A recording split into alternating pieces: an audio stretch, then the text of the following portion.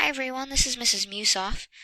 Today we are going to continue talking about solving quadratic equations using square roots. Alright, now we've done some of these problems before, so let's remind ourselves about the first three steps. Alright, step one is to get the square by itself. Now before we wrote get the x squared, I'm going to change it a little bit.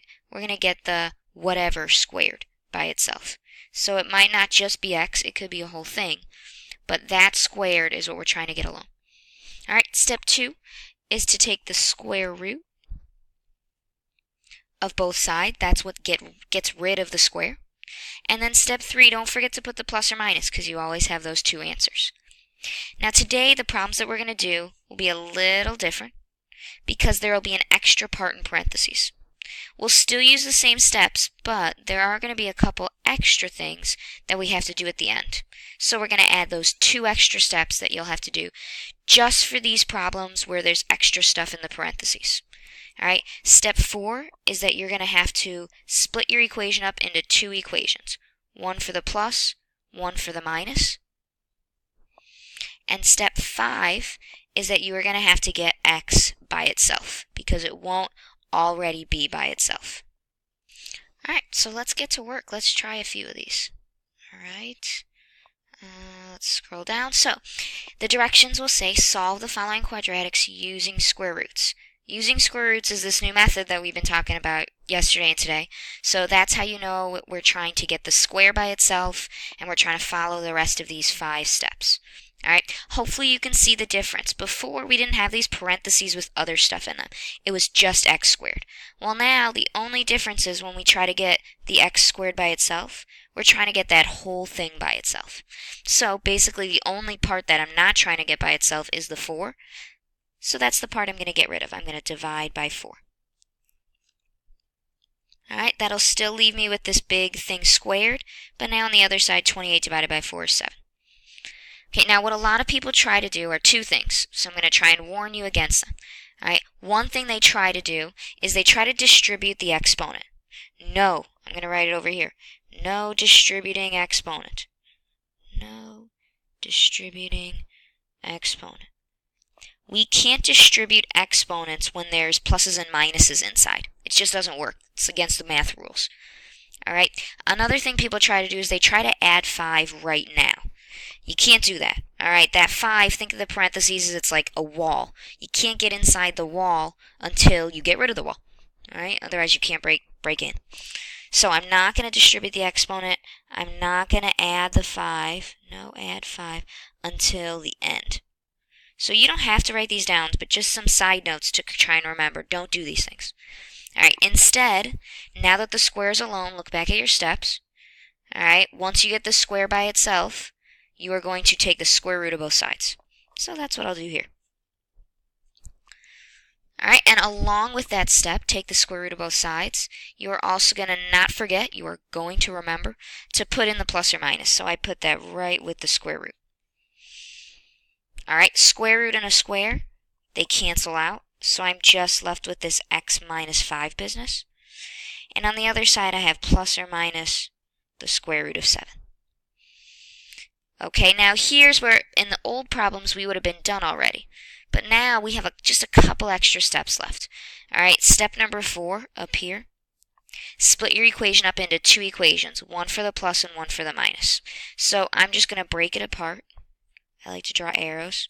So x minus 5 is going to equal the positive root 7, and x minus 5 is going to equal negative root 7. And then the last step here, step 5, is to get x by itself because x has this minus 5 attached to it, and I don't want it there. So I'm going to add that 5 over to the other side. But here's the tricky part. This 5 can't be added to the 7.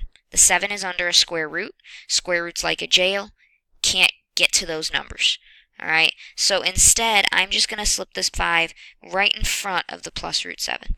So what it'll look like is I'll just have x, but now over here I'm going to go 5 plus root 7. And that'll be my answer, or at least one of them. I'll do the same thing in my other equation, add 5 to both sides. Again, I can't actually add the 5 and the 7 because of the square root. So I'm just going to slip it to the front, but this one is minus root 7. So there are my two answers. Alright, not too bad, just a couple extra steps at the end. Let's try it again in number 2. So again, whatever part you see is squared, that's the part I'm trying to get alone. So if there's stuff outside of that, I'm going to get rid of that first. So add 3 to get rid of the minus 3.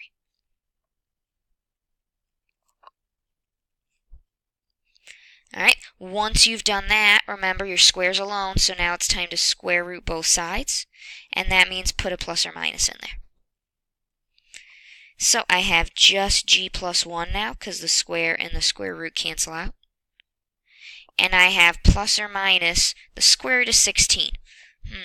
Let's make a little side note here. What does the square root of 16 equal? Some of you might know right off the top of your head that 16 is a perfect square. So I can answer this right off the bat. But in case you don't know it, let's just break it down. That always works. Alright, 16 is 4 times 4. 4 is 2 times 2 for each one. I circle my pairs. Only one number from each pair comes out, so that's a 2, and then another 2 for the other pair. Nothing left inside, so I don't even write the square root. So this is just 2 times 2, which is 4.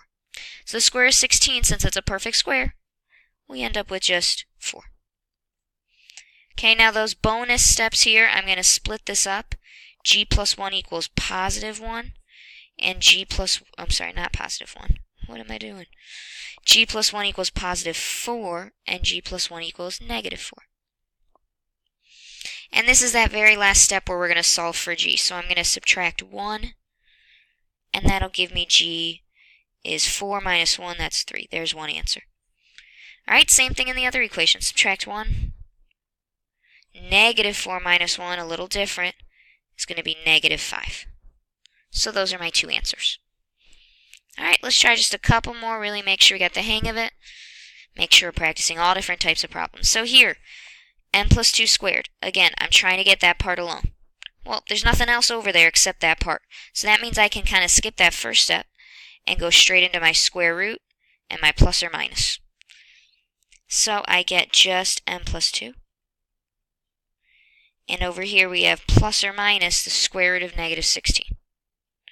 Now we just did the square root of 16. Remember, the square root of 16 is equal to 4. So what does this negative do to make it any different? Do you remember from a couple days ago? Well, let me remind you. A negative means it's going to be imaginary, which means you're going to use an I. So it's still the square root of 16, which is 4, but I'm going to throw this I in there. I'm going to make it a 4I.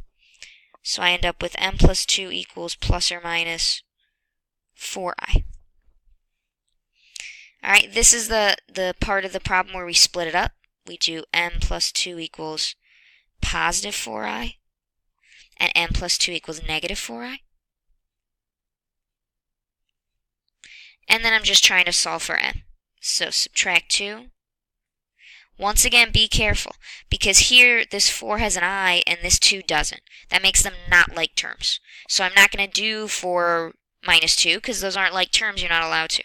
So instead, just like that other problem, I'm going to slip it in the front. Negative 2 plus 4i. Alright, same thing over here. Exact same thing, because not like terms. So I'm just going to put it right in front of it. Negative 2 minus 4i. And those are my two answers. Alright, one more just to really cement this down. Alright, once again, I'm trying to get my squared alone. That's this part. The 1/5 is not a part of it, so I'm going to get rid of it. Now, normally when there's a number there, we divide. But fractions are a whole nother ballgame. Alright, instead of dividing by fractions, we're going to multiply by the reciprocal, which is 5 over 1. Alright, so then I'm just left with my x minus 1 squared. And over here, I'll just multiply that. Feel free to use your calculator. It's going to be negative 50. Okay, my square's alone, so now I can square root both sides with my plus or minus. And I get just x minus 1 equals plus or minus. And then I have the square root of negative 50. Well, I'm going to have to simplify that also, so let's do it off to the side. Alright, the negative I know is going to turn into an I, and I can get rid of it. Is 50 a perfect square? Maybe you know, maybe you don't, not a big deal. Either way, I'll break it down to find out. 50 is 5 times 10, and 10 is 5 times 2. So I have a pair of 5s. Take one of them out. Leave the 2 underneath. And don't forget the I. So we end up with, that's 5I square root 2. So I have x minus 1 equals plus or minus 5I square root 2. So this is where I'll split it up. X minus 1 equals positive 5I root 2. And x minus 1 equals negative 5I root 2. And then we'll get x alone. Add 1. Again, not like terms. This one actually has an I and a root, so it's like doubly not like terms. So I'm just going to write 1 plus 5I root 2. And same thing over here. Add 1. But again, those are not like terms. So I'm just going to write it in front.